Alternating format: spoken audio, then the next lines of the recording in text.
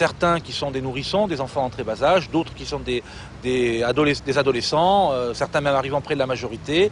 Donc ce qui veut dire que nous avons une part d'individus qui est là depuis longtemps, qui a fait souche et qui demeure au sein de la communauté de Sus, tandis que d'autres changent assez régulièrement de résidence. Quelle assurance vous nous donnez aujourd'hui qu'il n'y a pas d'enfants maltraités, d'enfants en mauvaise santé dans la communauté de Tabitha's Place? Vous savez bien que je suis dans l'incapacité de vous donner une telle assurance, mais c'est bien parce que je veux savoir ce qui se passe et parce que l'institution judiciaire veut savoir ce qui se passe que nous y travaillons. À 800 km de là, à Paris, les députés s'intéressent eux aussi à la communauté. Sous les ordres de la République, la remise d'un rapport parlementaire sur les sectes et les enfants. C'était en décembre dernier, sous la précédente législature. Parmi plusieurs groupements religieux, la communauté de Sus figurait en bonne place. Et les députés dénonçaient avec virulence l'inertie des pouvoirs publics dans cette affaire. On constate que depuis la mort du petit Raphaël, il y a une dizaine d'années, rien de sérieux n'a été fait. On continue à laisser faire. Jusqu'à quand? Un autre drame? Jusqu'à ce que ces enfants deviennent véritablement des martyrs au sens biblique du terme. Le chiffre est à peine croyable. Selon les députés, bien au-delà du dossier de la communauté de Sus, 60 à 80 000 enfants en France seraient menacés par les dérives sectaires de tous ordres. Ça ne se passe pas dans un ashram en Inde ou au fin fond du Brésil, ça se passe chez nous, en France, sur le territoire de la République, où il y a des droits et des devoirs des parents. Et pourtant, il y a une sorte d'inertie, d'inhibition des pouvoirs publics, peut-être gênés par le fait de ne pas vouloir porter atteinte à une liberté de conscience. Mais enfin, la liberté de conscience n'autorise pas de priver un enfant de ses droits. Les pouvoirs publics, nous sommes allés les interroger. À 2 pas de l'Assemblée, le quartier des ministères. C'est un organisme peu connu, rattaché directement au Premier ministre. Toutes les informations liées aux dérives sectaires remontent dans ces murs à la Miviludes. Eh bien, nous voici à la Miviludes, la mission interministérielle de vigilance et de lutte contre les dérives sectaires. Nous occupons les 2 étages de cet immeuble qui appartient au Premier ministre. Il y a combien de personnes qui travaillent? Et il y a 15 personnes qui représentent les plus grands ministères. La secrétaire générale est un magistrat de l'ordre judiciaire. Et puis, nous avons un représentant du ministère de l'économie et des finances, un représentant de l'éducation nationale, de la jeunesse et des sports, un représentant de la santé, et puis nous avons aussi un représentant du ministère de l'Intérieur, que nous allons voir. C'est un peu David contre Goliath. Une quinzaine de personnes, un budget annuel de 150 000 € seulement, et beaucoup à faire, notamment pour protéger les enfants. On en reparlera tout à l'heure.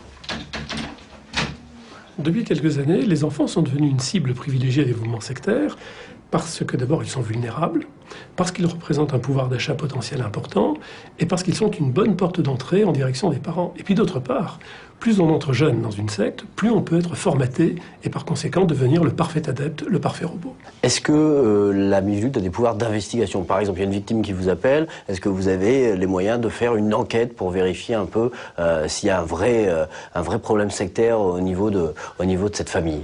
Alors, la Miviludes n'est pas un service d'enquête, c'est-à-dire que la Miviludes n'est pas un office central de répression de la dérive sectaire, la Miviludes n'est pas non plus un service de police judiciaire ou une juridiction. Donc, elle ne juge pas, c'est avant tout un organisme d'étude et d'accueil. Les enquêtes sur les dérives sectaires, c'est donc l'affaire des services de police, et notamment des renseignements généraux. Rendez-vous est pris dans cet hôtel discret. C'est un ancien officier DRG qui nous attend, tout juste à la retraite. Sa parole est donc plus libre que la version officielle. 25 ans sur le terrain, un opérationnel qui décrit un changement d'époque. Est-ce qu'il y a une baisse de priorité des renseignements généraux sur les sectes? Oui, très certainement qu'il y a une baisse de vigilance, qu'il y a également une baisse d'intérêt vis-à-vis de la surveillance des mouvements sectaires. L'activité des renseignements généraux s'est réorientée sur l'antiterrorisme. Les budgets, les moyens matériels sont en nette diminution pour la surveillance sectaire. S'il y avait une grande difficulté, actes de violence, suicide collectif ou autres tels qu'on a déjà connus dans le passé, il serait aujourd'hui certainement beaucoup plus difficile d'arriver à comprendre à expliquer et à prévenir.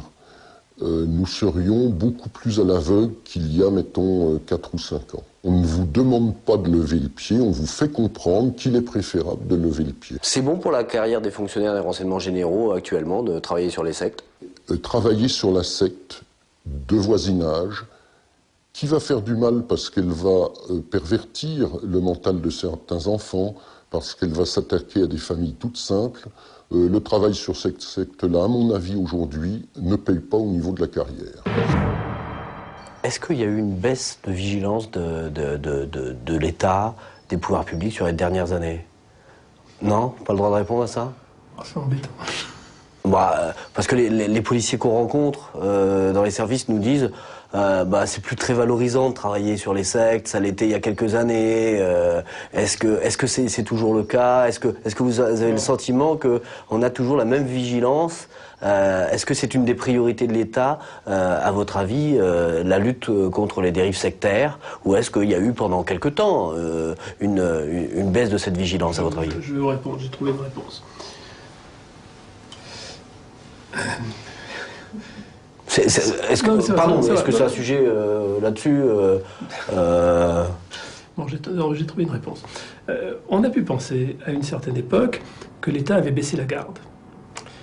Certaines associations s'en étaient émues, c'est vrai, on l'a lu dans la presse, et surtout, certaines organisations sectaires françaises poussaient de grands cocoricots en disant « ça y est, maintenant, on a compris que nous faisions partie du paysage ». On a compris que nous étions des courants de pensée comme les autres, que nous étions de nouveaux mouvements religieux, que nous représentions de nouvelles spiritualités et que par conséquent, on devait nous laisser le champ libre. Alors oui, tout à fait d'accord pour laisser le champ libre aux nouveaux courants de pensée, aux nouvelles spiritualités. Le monde est ainsi fait que la philosophie évolue. Mais pas du tout d'accord pour laisser le champ libre aux dérives sectaires et aux gourous qui veulent se permettre n'importe quoi à l'égard de leurs semblables. Officiellement, tout serait donc sous contrôle. Pourtant, un de ces mouvements religieux préoccupe particulièrement les députés. Ce sont les Témoins de Jéhovah, qui regrouperaient à eux seuls 45 000 enfants. Nous sommes allés à leur rencontre, dans cette petite ville du sud de la France.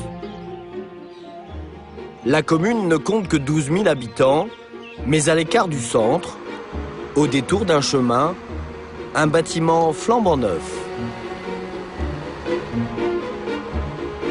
C'est en fait une église, ce qu'on appelle la salle du royaume chez les Témoins de Jéhovah.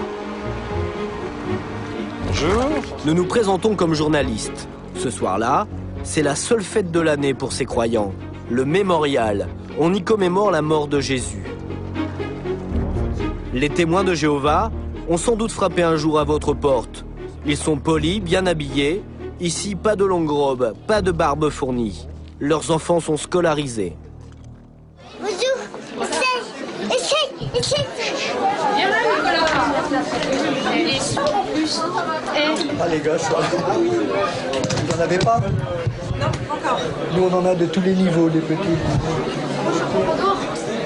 Après quelques minutes de négociation, on nous invite à visiter les lieux. Donc vous êtes ici dans une salle du royaume des Témoins de Jéhovah. Donc en fait c'est une salle de réunion dans laquelle on se réunit 2 à 3 fois par semaine. Donc comme vous pouvez le voir, c'est une salle toute simple qui essaye d'être avant tout fonctionnelle pour permettre aux auditeurs avant tout d'écouter la lecture et l'étude de la parole de Dieu qui est faite donc en général 2 fois par semaine. Là encore, dans la doctrine, la fin programmée de ce monde et l'arrivée d'un paradis sur terre pour le grand jour de Jéhovah et de ses adeptes. Le grand jour de Jéhovah, c'est le moment justement où le créateur des cieux et de la terre, Jéhovah, dont c'est son nom dans la Bible, remettra les choses en ordre concernant notre planète. C'est-à-dire C'est-à-dire fera un grand nettoyage et reprendra les choses en main. Il faut dire qu'on en a bien besoin aujourd'hui. Alors les signes annonciateurs, nous les voyons effectivement, depuis 1914 particulièrement, où nous avons vu la Première Guerre mondiale, la Deuxième, les famines, les tremblements de terre dans des proportions jamais vues. Tous les événements qu'on voit actuellement montrent que nous vivons ce temps que Jésus avait annoncé comme étant le temps de la fin. 150 personnes sont venues pour l'occasion. Une cérémonie d'1h30. Dans l'assistance, un bon tiers d'enfants et même quelques bambins.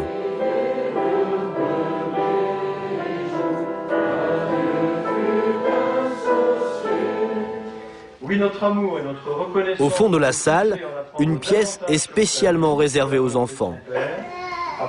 La congrégation est donc très attentionnée pour tous ces mineurs déjà dévoués à Jéhovah. Et les interviews se font en présence des adultes. Chaque semaine dans cette salle. Qu'est-ce qui s'est passé dans la salle là? C'est pour célébrer la mort de Jésus. Et qu'est-ce qu'on a fait aujourd'hui? En quoi la fête elle est spéciale? Alors,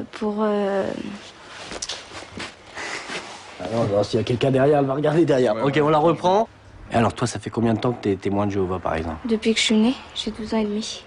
Si tu devais raconter à quelqu'un, bah moi j'ai envie que tu deviennes témoin de Jéhovah, qu'est-ce que tu lui dirais pour le convaincre? Est-ce que tu aimes bien être témoin de Jéhovah alors? Pourquoi? Parce que j'aime Jéhovah et parce que après on peut avoir la paix éternelle. La paix et la vie éternelle des témoins de Jéhovah. Joël y a longtemps cru quand il était enfant. Mais aujourd'hui, il veut inculquer à sa fille de toute autre valeur. Bon, cite-moi les 6 continents. L'Europe, l'Asie, l'Amérique, l'Océanie, l'Antarctique, l'Amérique. Et l'Amérique. D'accord. Pourquoi vous êtes attentif comme ça aux devoirs et aux leçons de la petite? Bah, disons que, étant donné que moi, mes parents, ils m'ont pas, comme là je fais en ce moment avec ma fille, ils n'étaient pas derrière moi pour mes leçons, puisqu'ils préféraient plutôt que j'étudie, que ce soit les livres ou la Bible des témoins de Jéhovah. Donc je voudrais pas, par rapport plus tard pour le travail, tout ça, je voudrais pas qu'elle galère comme moi en fait. Je veux qu'elle ait une bonne éducation comme moi j'ai pas eu. Donc c'est tout normal que je sois derrière elle en fait. D'accord? On continue? Bon, les continuons. Joël a quitté un cycle scolaire normal dès la 6e. Aujourd'hui, il a 39 ans, il est sans qualification et enchaîne les petits boulots.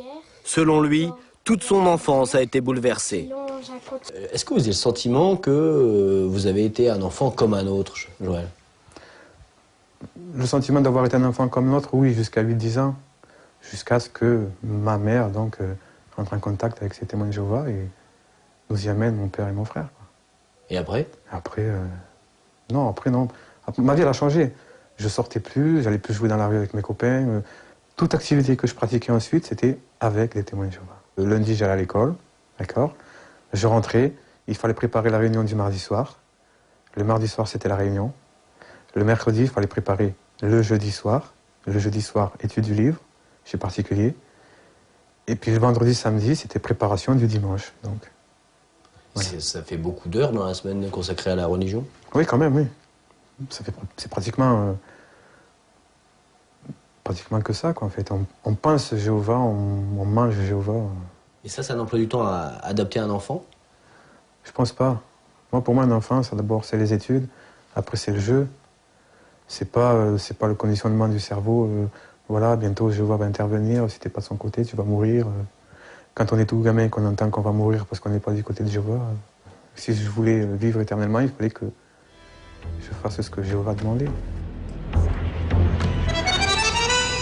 Joël a accepté de revenir avec nous sur les lieux de son enfance, dans le sud de la France. À sa sortie des témoins de Jéhovah, il a voulu tester tous les interdits. Alcool, drogue, petit larcin. Retour sur cette enfance qui le poursuit.